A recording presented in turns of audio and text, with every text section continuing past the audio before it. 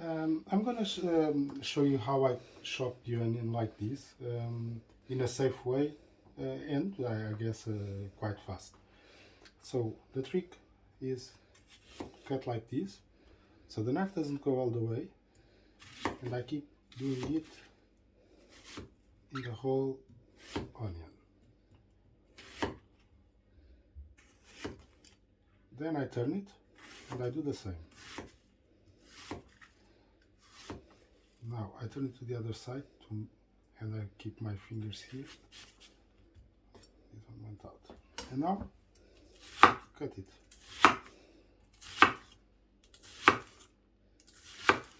Once I start to get bigger pieces, which is still not yet the case, I will do like this. Turn it.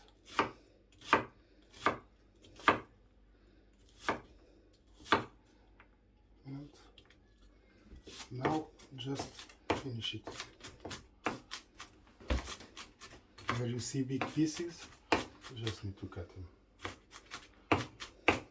And it's basically done. So you have an onion chopped.